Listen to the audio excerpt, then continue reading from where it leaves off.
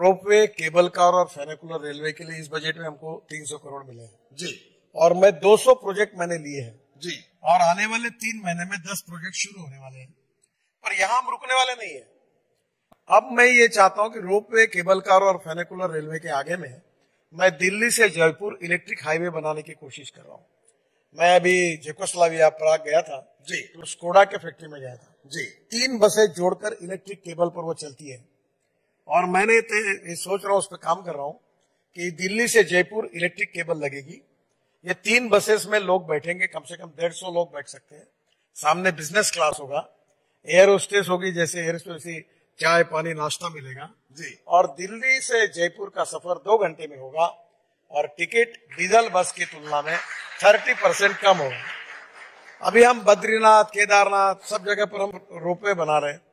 अब ये जो टूरिज्म की बात बजट में हुई जी, तो टूरिज्म के कारण पहाड़ी क्षेत्र में ये जो हमारी फेनिकुलर रेलवे है जो पहाड़ को लग के ऊपर जाती है, तो अभी हमने एक बड़ी इंटरनेशनल कॉन्फ्रेंस ली, वर्ल्ड की टेक्नोलॉजी हमने लाई है और पहले फेज में ही 200 प्रोजेक्ट कर रहे हैं। फिर मैं जब मंत्री था शिपिंग का तो वाराणसी टू हल्दिया हमने वाटरवेज बनाया जी। ब्रह्मपुत्रा में ड्रेजिंग किया, बांग्लादेश में मुंगली पोर्ट तक करा दिया, रोपैक्स चालू कराए। रोपैक्स है इस दिशा से उस दिशा में जाने के लिए आपकी ट्रक, बस, कार, जहाज में रहेगी, ऊपर आप बैठोगे, इधर से उधर फिर गाड़ी निकलेगी, फिर आप निकलोगे। अभी काफी बड़े प्रमाण पर 107 जी रिवर को हमने वाटरवेज में कन्वर्ट किया था। हमने पानी पे उतरने वाला हवाई जहाज लाया था, मैं खुद मुंबई के समुद्र में उतरा हूं जी। और वो हवाई जहाज पानी पे उतरा, एमपीबीएस सी प्लेन। अब वो उसके कानून बन गए, वो आने की संभावना है। तो ट्रांसपोर्ट में पहली बात, फॉसिल फ्यूल के ऊपर जो ट्रांसपोर्ट है उसको डिस्करेज करना। अभी मैं गाड़ी में बैठ के आया जी। ये गाड़ी इनोवा है जी। ये वर्ल्ड की पहली गाड़ी है जो यूरो 6 एमिशन नॉर्म पे चलती है। 100% किसानों ने तैयार किए हुए बायो इथेनॉल पे चलती है और 60% बिजली तैयार करती है। अगर एवरेज का हिसाब करोगे तो 25 रुपए लीटर पेट्रोल का भाव होगा। अब पानी से हाइड्रोजन, ऑर्गेनिक वेस्ट और कचरे से हाइड्रोजन तैयार होगा, उसके ऊपर ट्रक चलेगी, बसेस चलेगी, हवाई जहाज चलेगी, रेलवे चलेगी, हमारी केमिकल फैक्ट्री, स्टील फैक्ट्री चलेगी। और हम ऊर्जा को आयात करने वाला नहीं, ऊर्जा को निर्यात करने वाला आत्मनिर्भर भारत बनेंगे, यही सोच से हम लोग काम कर रहे हैं। अभी हम नई सिस्टम ला रहे हैं कि आपको टोल नाके नहीं रहेंगे, आपके गाड़ी के नंबर प्लेट का फोटो निकल जाएगा जी। आप जहां से आए और जहां से निकले उतनी डिस्टेंस का टोल आपके बैंक अकाउंट से निकल जाएगा। देखो पहली बात, मैं आपको रुकना नहीं पड़ेगा टोल। मैं एक मजाक में बहुत बार लोगों को बोलता हूँ जी। आज तुम्हारा कार्यक्रम यहाँ 5 स्टार होटल में जी तो फुकट में तो नहीं मिली जगह जी। जी यहाँ पैसा देना पड़ेगा।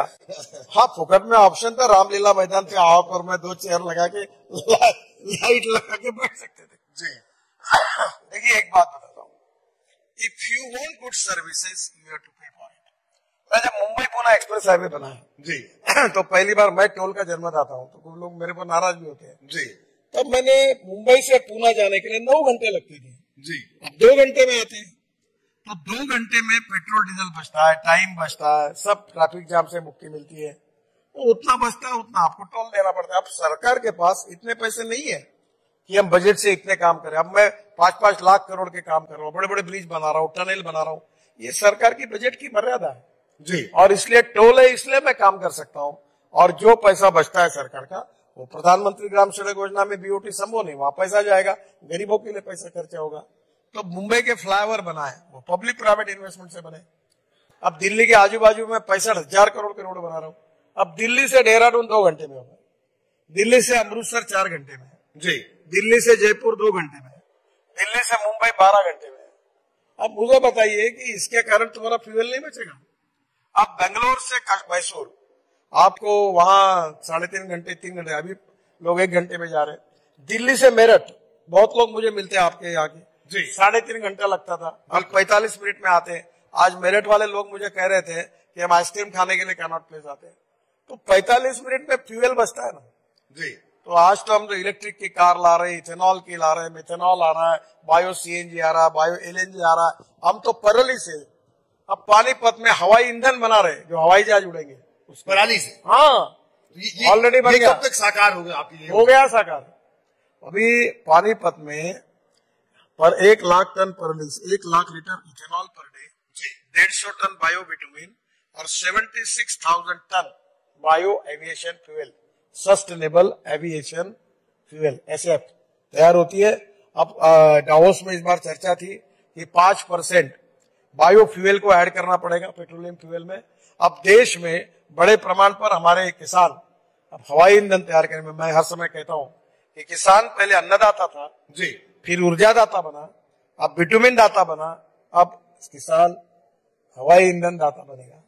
और गांव में जो मक्का, चावल, गेहूं, गन्ना लगाकर जितना पैसा मिलता है उससे कई गुना ज्यादा पैसा किसानों को मिलेगा। किसान समृद्ध संपन्न होंगे और जैसे स्मार्ट सिटीज है वैसे स्मार्ट विलेजेस बनेंगे और लोग फिर से एक बार गांव की तरफ जाएंगे। Smart village. बिल्कुल। देखो मैं आपको एक बात बताऊंगा, मुझे ऐसा बताओ कि मैं 10 साल में जो बात मैंने बोली जो नहीं हुई ऐसी एक भी बात बताओ। नहीं, इस बार मैं जो पक्का आपको विश्वास के साथ बता रहा हूं कि गांव समृद्ध संपन्न होंगे, किसान ऊर्जादाता हाइड्रोजन तैयार करेगा, किसान बायो एविएशन फ्यूल तैयार करेगा। और मैं खुद करता हूं, आप कभी आइए नागपुर में, मैं सब प्रयोग करता हूं। मैं 2004 से इस मिशन पे लगा हूं कि इस देश का 16 लाख करोड़ का जो फॉसिल फ्यूल इंपोर्ट होता है, कितना 40% दिल्ली का पोल्यूशन हमारे कारण होता है। मैं ट्रांसपोर्ट मंत्री हूं। फिर परेली जलने से होता है, फिर कंस्ट्रक्शन में जाकर वो सीमेंट और ये सब बाहर उसके कारण होता है। क्या दिल्ली के प्रदूषण से जनता त्रस्त नहीं है? और प्रदूषण को कम करना ये हाईएस्ट प्रायोरिटी है। और स्वदेशी के आधार पर ईंधन तैयार करके यहाँ किसानों को और युवाओं को रोजगार निर्माण करना, ये हमारी पॉलिसी है और इसी के आधार पर सरकार काम। पेट्रोल और डीजल को देश से समाप्त करना, ये मेरा मिशन है।